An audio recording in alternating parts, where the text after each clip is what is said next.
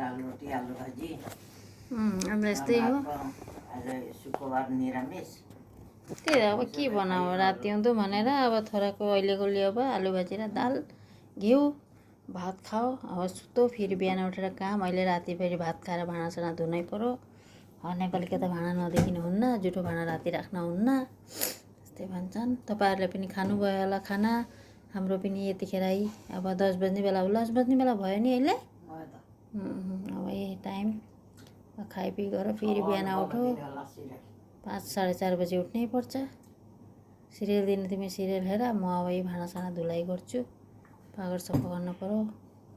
Table पुछ्दा सागरले phone गर्यो, शुभमले phone गर्यो, फेरि सागरलाई फोन गर्नै छ अहिले।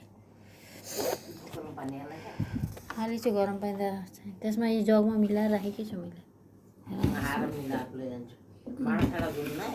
पर्दैन म धुन्छु अहिले भाँडा। पर्दैन पानी नखेलाउ भन्छु, तिमी पानी चलाइराख्छु। हो त राति हुँदै किन धुन्छु मैले भने चाको भाँडा थिएँ म।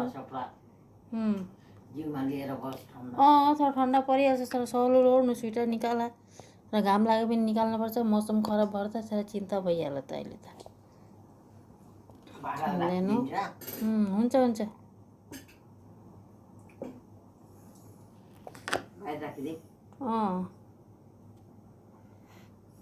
आजको खाना यही हो। हुन्छ तपाईँहरू पनि खानुहोस्, हामी पनि खाने टाइम भयो। फेरि भोलि भेटौँला।